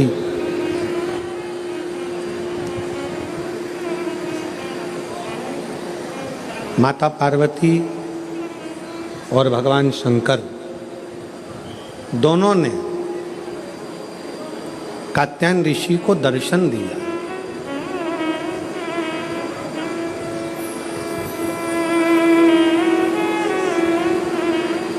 शिव जी ने भी दर्शन दिया और माता पार्वती जी ने भी दर्शन दिया, माँ जगत जननी जगदम्बा दुर्गा भवानी ने भी दर्शन दिया। दोनों ने दर्शन दिया। पूछा क्या चाहिए तुमको, क्या दिया जाए, क्या प्रदान किया जाए, बोलो क्या देती हो। कात्यायन ऋषि सबसे पहला वचन कात्यायन ऋषि ने भगवान शंकर और पार्वती जी से कहा कि मेरा ये जन्म और मरण का प्रपंच छूट जाए। स्कंद पुराण का नागरखंड रिटर्न की आवाज क्लियर करो और थोड़ा प्रेशर अंदर का बढ़ाओ। नागरखंड स्कंद पुराण का कहता है, नागरखंड वर्णन करता है स्कंद पुराण का कि कात्यायन ऋषि ने भगवान शिव जी से केवल जन्म और मरण का ये जो प्रपंच है इससे छूटना चाहा।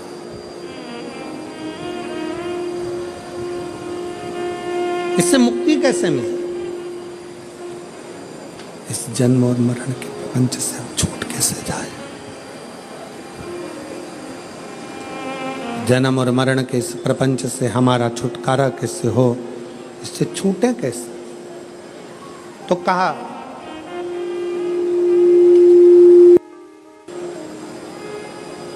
जब किसी व्यक्ति के घर में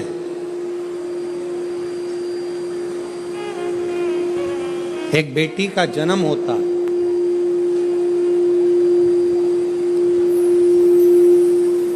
और बेटी की किलकारी, बेटी के पाँव की खनक, बेटी के किलकारी पाँव की खनक, बेटी के चरण जब किसी के घर के अंदर आते हैं और यदि शिव कृपा से, भगवान की करुणा से, भगवान की दया से माता पिता उस बेटी की परवरिश कर कर उसका कन्यादान अगर कर देते हैं तो उस माता पिता का भी अगला जन्म नहीं होता, वो इस जन्म और मृत्यु के प्रपंच से छूट गए। अब इससे सरल क्या हो सकता है, जरा विचार करिएगा जरा। बहुत सावधानी से इस कथा का स्मरण करिएगा, बहुत ध्यान से सुनिएगा कि बड़े बड़े तपस्वी तप करने जा रहे हैं, साधना वाले साधना करने जा रहे हैं, उपासना वाले उपासना करने जा रहे हैं, व्रत वालों ने व्रत रखा, साधना वालों ने साधना करी, तपस्या वालों ने तपस्या करी, और कंदराओं में बैठकर कोई संत बन गया, कोई साधु बन गया, कोई तपस्वी बन गया, कोई साधक बन गया, कोई उपासक बन गया। किस लिए? कि हम जन्म और मरण के प्रपंच से छूट जाएं। पर शंकर भगवान ने माता पार्वती की साक्षी में कात्यायन ऋषि से कहा कि जब किसी गृहस्थी के घर में एक बेटी का जन्म होता है और उस बेटी की परवरिश जब माता पिता करते हैं, बेटी के किलकारी जिसके घर में गूंजती है और बेटी के चरण जिसके घर में पड़ते हैं, और बेटी का जब कन्यादान होता है, तब माता पिता फिर कोई जन्म नहीं लेते, वो माता पिता परमात्मा की शरणागति का सुख भोगते।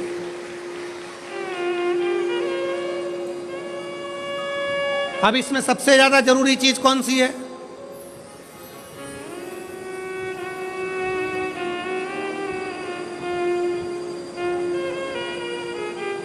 एक बहुत ध्यान देने वाला विषय है, थोड़ा ध्यान दीजिएगा। दक्ष प्रजापति के घर में 60 कन्याओं का जन्म हुआ। उसके बाद दक्ष प्रजापति भगवान से कह रहे हैं, देवी जी से कह रहे हैं, मां मेरे घर में एक लड़की और देना, एक बेटी और चाहिए मुझे। मां जगत जननी दुर्गा कहती है कि तेरे घर में बेटी कहां से आएगी, मैं खुद तेरे घर में बेटी बनकर जन्म लूंगी। सती आई। दक्ष प्रजापति ने शंकर जी का अपमान करा, दक्ष प्रजापति ने देवताओं का अपमान करा, दक्ष प्रजापति ने अपशब्द कहे, दक्ष प्रजापति ने गाली दी, दक्ष प्रजापति ने ताना दिया, दक्ष प्रजापति ने आड़ा टेढ़ा बहुत सारी बातें कही। अब दक्ष प्रजापति को तो नरक जाना था, दक्ष प्रजापति को तो नरक भोगना था। पर दक्ष प्रजापति के घर में बेटियों का जन्म हुआ था, दक्ष प्रजापति ने बेटियों का कन्यादान किया था। इसलिए शंकर भगवान का अपमान करने के बाद भी दक्ष प्रजापति नरक नहीं भोगा है। दक्ष प्रजापति मरण, शीश कटने के बाद बकरे का मुख लग गया, और बकरे का मुख लगने के बाद भी स्वर्ग भोगा है, वो दक्ष प्रजापति है, क्योंकि बेटी का जन्म ही प्रबल है।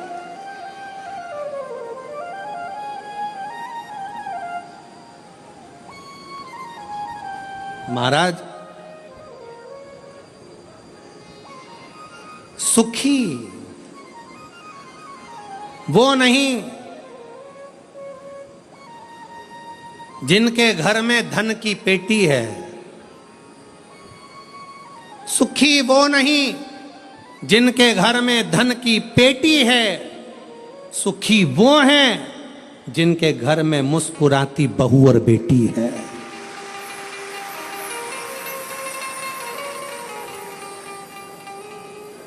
जिनके घर की बहुओं के चेहरे पर प्रसन्नता हो, जिनके घर की बेटियों के चेहरे पर मुस्कुराहट हो, समझ लेना कि उस घर में भले धन ना हो, पर वो शंकर की कृपा उसके घर में सदा बनी हुई है, सदा।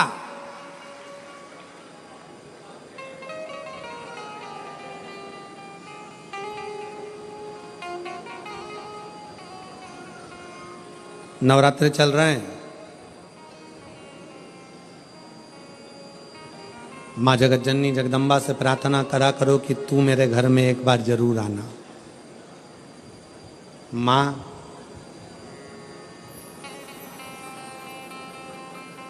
प्रत्येक घर के अंदर एक बेटी का जन्म जरूर होना चाहिए। माँ और बाप को दूसरा जन्म नहीं लेना पड़ेगा, वो भगवान शंकर के धाम में खूब आनंद के साथ कैलाश पर बैकुंठ में स्वर्ग के सिंहासन पर बैठेगा, स्वर्ग सिंहासन। मैं माननीय विधायक महोदय श्री राजेश दादा पांडवी जी को जब पहले दिन की कथा में पांडवी जी आए, बेटी उनके साथ में थी, पूजन कर रही थी बेटी भी, देखकर मुझे बहुत खुशी हुई। बहुत ऐसा लग रहा था जैसे शंकर भगवान अशोक सुंदरी के साथ बैठकर आराधना कर रहे हों, शिव की स्तुति कर रहे हों। मैं पांडवी जी को इसका लिए धन्यवाद देता हूं। साधुता, साधुता, प्रसन्न हुई।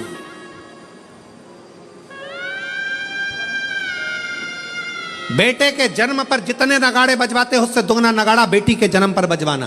क्यों? बेटे का जन्म हुआ है तो दूसरी बार जन्म तुम्हें पृथ्वी पर लेना पड़ेगा, वापिस आना पड़ेगा और अपना कर्म का भोग भोगना पड़ेगा, फिर जन्म लेना पड़ेगा। पर घर में अगर एक बेटी का भी जन्म हो गया तो दूसरी बार जन्म नहीं लेना पड़ेगा। इसलिए ज्यादा नगाड़े बजवाना कि अब मेरा आखिरी जन्म है, अब जन्म नहीं लूंगी। अगर बेटी का घर में जन्म हो गया तो अब जन्म नहीं लूंगी। बहारो फूल बरसा मेरे घर बेटी आई है, मेरे घर बेटी आई है। फिर से जन्म नहीं पाऊं, मेरे घर बेटी आई है, मेरे घर बेटी आई है। हिमालय राज के घर में जब पार्वती जी का जन्म हुआ, कहते हैं दुनिया के यहाँ पर जन्मदिन की पार्टी एक दिन की होती हो, दुनिया के यहाँ जन्मदिन की पार्टी 2 दिन की होती हो, 2 महीने की होती हो, 4 महीने की होती हो, हर साल जन्मदिन पे होती हो। हिमालय राज के यहाँ जब तक पार्वती जी का कन्यादान नहीं हो गया तब तक रोज पार्वती जी के जन्म का उत्सव मनता था। प्रतिदिन प्रतिदिन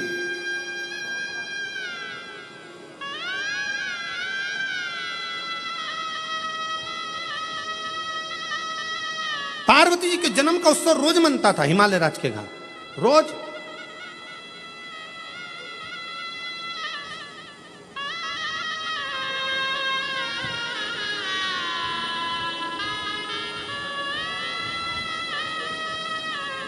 एक दिन इंद्र के मन में आया और इंद्र ने जाकर पूछ लिया हिमालय राज से, इतनी प्रसन्नता क्यों है? हिमालय राज ने कहा, बड़ी प्रसन्नता का विषय यह है कि आज मेरे घर में बेटी का जन्म हुआ है। तो बेटी तो तुम्हारी 7 वर्ष की हो गई, जन्मदिन तो जब जन्म हुआ था तब मनाना था, तुम तो रोज जन्मदिन मनाते हो बेटी का, रोज जन्मदिन, प्रतिदिन। हिमालय राज ने कहा, शास्त्र कहता है एक बेटी जब घर में, रसोई घर में एक बेटी जब अपने घर के अंदर बैठकर भोजन करती है तो कहते हैं 1000 अश्वमेध यज्ञ का फल उसे प्रतिदिन प्राप्त होता रहता है, प्रतिदिन। अरे दुनिया वालों से पूछो कि नवरात्रि में कन्या भोज क्यों कराते हो, दुनिया वालों से पूछो कि नवरात्रि में बेटियों को क्यों ढूंढने जाते हो, दुनिया वालों से पूछो कि नवरात्रि की अष्टमी और नवमी पर कन्या का पूजन क्यों करते हो। क्योंकि दुनिया वालों को ये मालूम पड़ना चाहिए कि देवी भागवत में लिखा है, एक कन्या एक बेटी जब किसी के घर में मुख झूठा करती है, एक बेटी एक कन्या जब किसी के घर में भोजन करती है तो उसके भंडारे कभी खाली नहीं रहते। इसलिए कन्या पूजन किया जाता है, इसलिए बेटी का पूजन किया जाता है।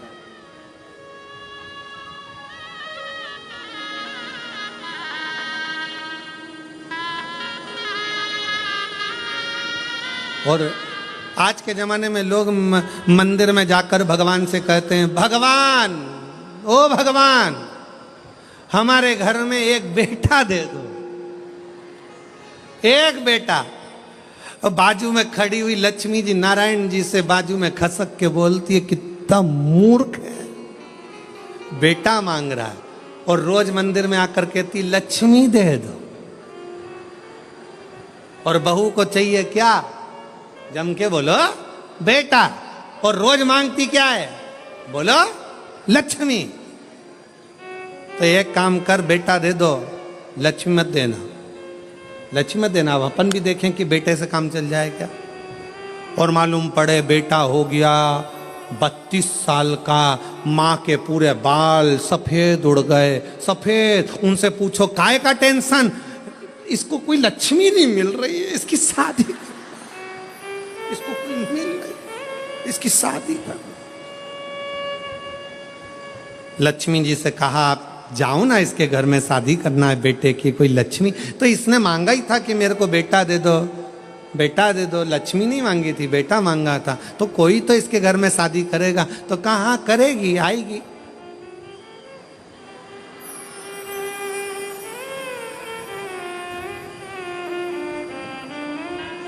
आएगी पावागढ़ वाली आएगी।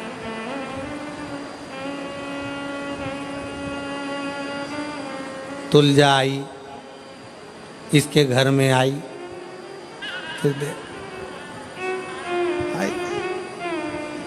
फिर सवेरे शाम सास रोज आरती गाएगी। अम्बे तू है जगदम्बे काली, जय दुर्गे शाहादा वाली, तेरे ही गुण गाए भारती हो मैया, हम सब उतारे तेरी आरती। तेरे घर के सास ससुर पे बीड़ पड़ गई है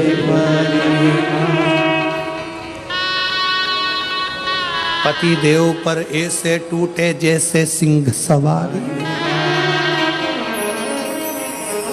अरियो बच्चों को धोने वाली,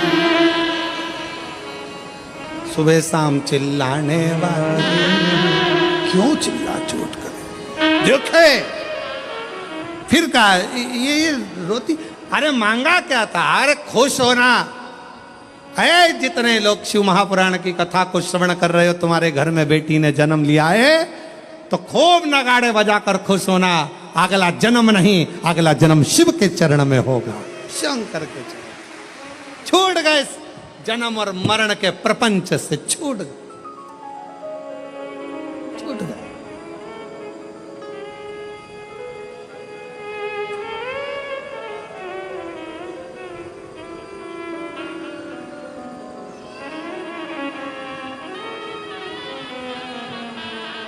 छूट गए, जन्म और मरण के प्रपंच से छुटकारा मिल गया। बेटी बेटी बेटी।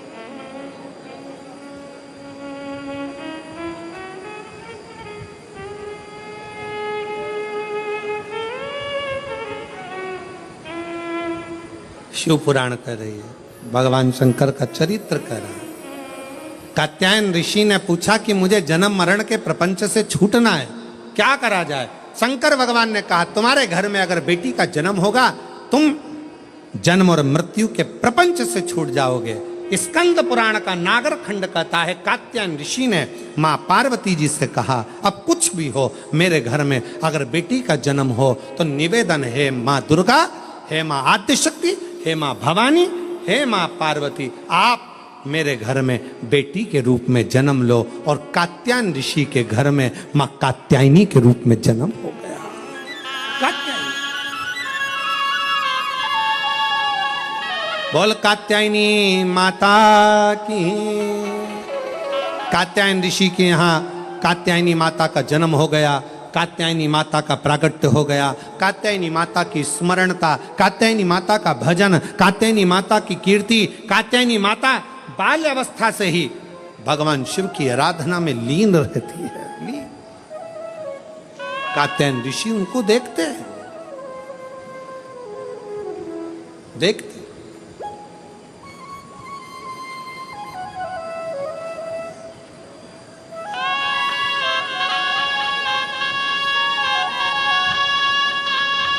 और जब कहते हैं महिषासुर का वध करने वाली भी वही कात्यायनी है, वही कात्यायनी।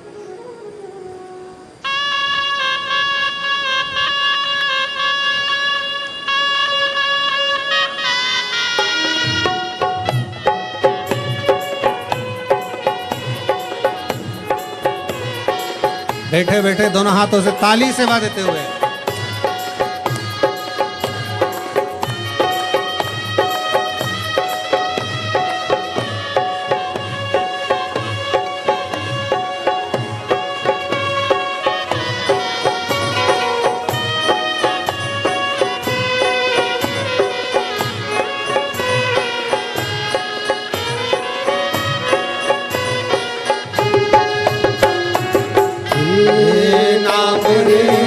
सबसे बड़ा तेरा नाम शेरों वाली ऊंचे तेरों वाली बिगड़े बना दे मेरे काम नाम रे नाम रे सबसे बड़ा तेरा नाम ओ शेरों वाली दोनों हाथों से तेरों वाली बिगड़े बना दे मेरे काम नाम रे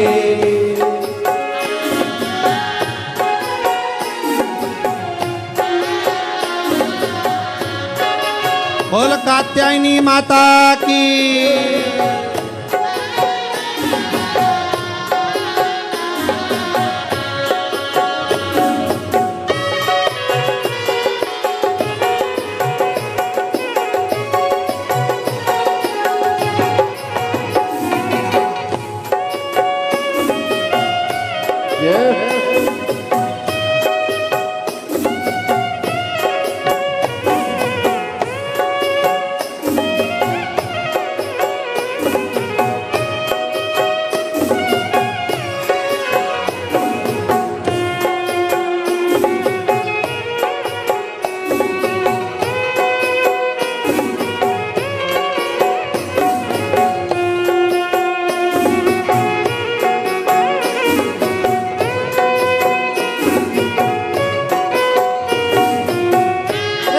कठिन पले ऐसी घड़ी है विपदा आने पड़ी है तू ही दिखा बे रास्ता ये दुनिया रास्ता रोके खड़ी मेरा जीवन बना एक संग्राम ओ शेरों वाली ऊंचे डेरों वाली बिगड़े बना दे मेरे काम नाम रे हे नाम रे सबसे बड़ा तेरा नाम ओ शेरों वाली ऊंचे डेरों वाली बिगड़े बना दे मेरे काम नाम रे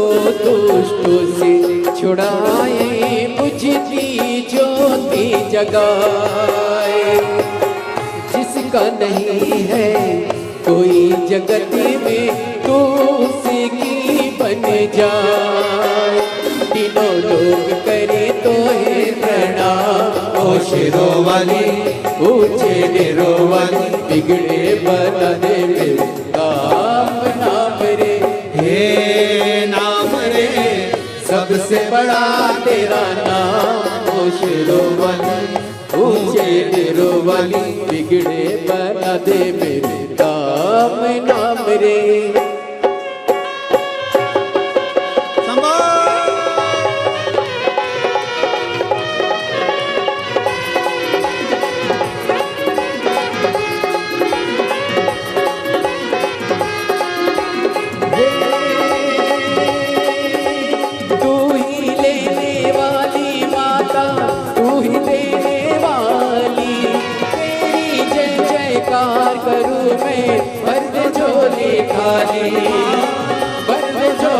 खाली काम सफल हो मेरा दे सावरदार तेरे बल से हो जाए निर्बल भी बलवान निर्बल भी बलवान बीच भंवर में डोल रही है। पार लगा दे नैया, जय जगदम्बे अष्ट भवानी, अम्बे गौरी मैया माँ, अम्बे गौरी मैया माँ, अम्बे गौरी मैया। हे नाम सबसे बड़ा तेरा नाम, शेरवली ऊंचे वीरवली, बिगड़े बना दे मेरे काम नाम रे। हे नाम रे सबसे बड़ा तेरा नाम, ओ शेरवली ऊंचे वीरवली, बिगड़े बना दे मेरे काम नाम रे। हार हार बोल कात्यायनी माता की। अपने स्थान पर बैठकर भगवान शिव जी से अपने मन का भाव बड़े आनंद के साथ हृदय से दिल से प्रार्थना करिए। जहाँ जगह मिले वहाँ बैठकर बाबा को अपने मन का भाव हृदय से प्रार्थना।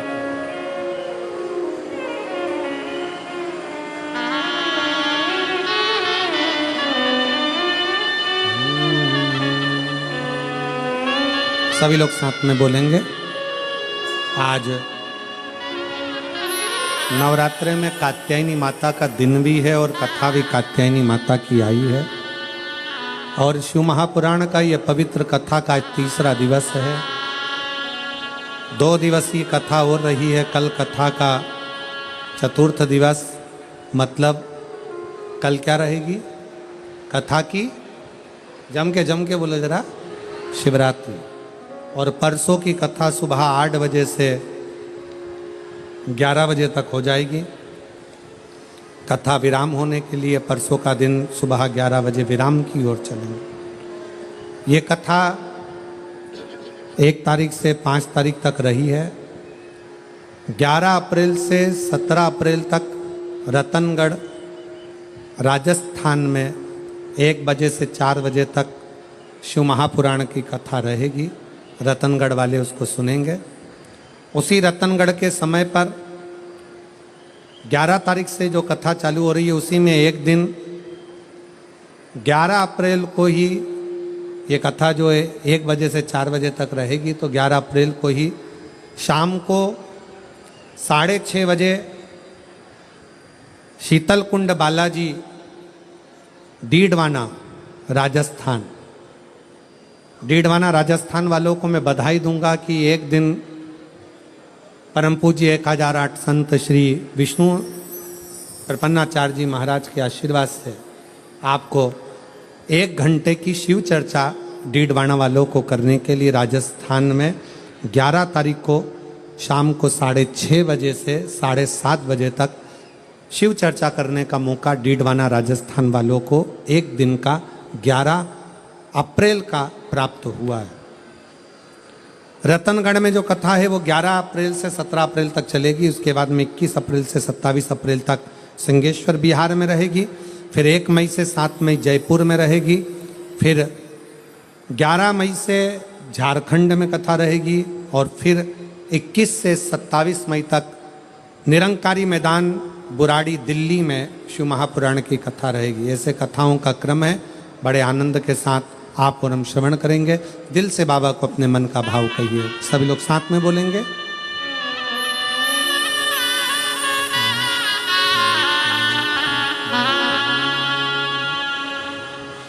श्री शिवाय नमस्तु, श्री शिवाय नमस्तु, श्री शिवाय नमस्तु, श्री शिवाय नमस्तु, श्री शिवाय नमस्तु। भोला सब दुख काटो ओ भोला सब दुख काटो शिव शंकर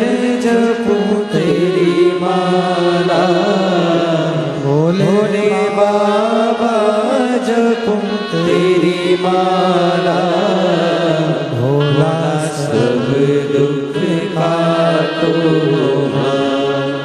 हो भोला सब दुख काटो हाथ।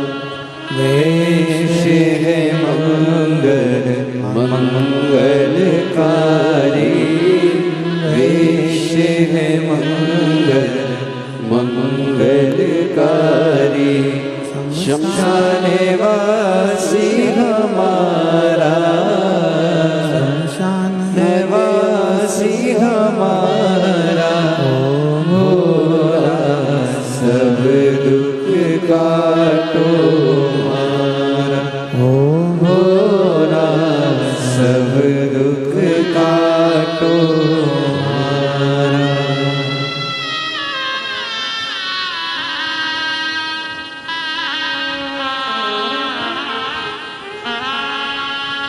बाबा देवादिदेव महादेव भगवान शिव घड़दानी, त्रिकालदर्शी कैलाशी अविनाशी भगवान शंकर,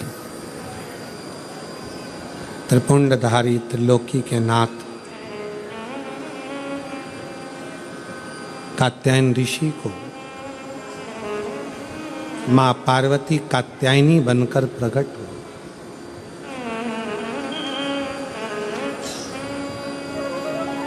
बहुत सारे सूत्र माता कात्यायनी ने संसार सागर के लोगों को दिए हैं। बहुत अपन सारे सूत्रों की बात तो नहीं करेंगे, पर 2 सूत्र माता कात्यायनी ने जो दिए हैं उसका स्मरण करें। 2 सूत्र कहा,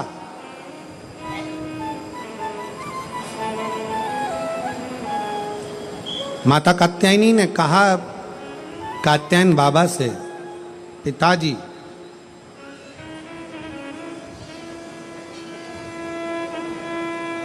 एक नारी का जीवन पूर्ण संघर्ष का जीवन होता है, पूर्ण समर्पण का जीवन होता है। पर एक नारी ही ऐसी होती है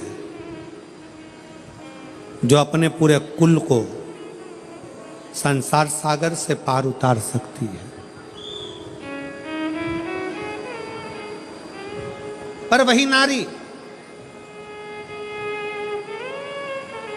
यदि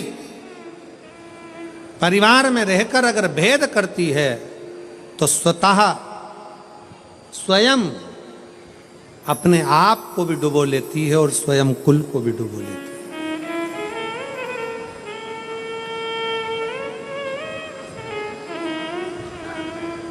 ध्यान देना, तुम्हारे घर में अगर 4 बहुएं हैं, 5 बहुएं हैं, 3 बहुएं हैं, 2 बहुएं हैं, 6 बहुएं हैं, सास का सबसे बड़ा कर्तव्य होना चाहिए कि इन बहुओं में कोई भेद नहीं होना चाहिए। कोई भेद, मेरी बड़ी अच्छी कि छोटी अच्छी, कि मंजली अच्छी कि संजली अच्छी, मेरी बड़ी बहू ज़्यादा अच्छी है कि छोटी बहू ज़्यादा अच्छी है। बहुओं को कभी पलड़े में तोलना नहीं है।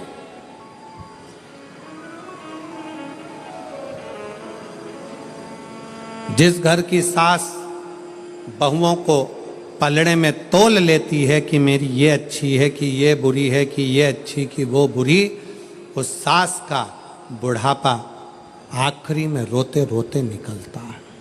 कभी मत तो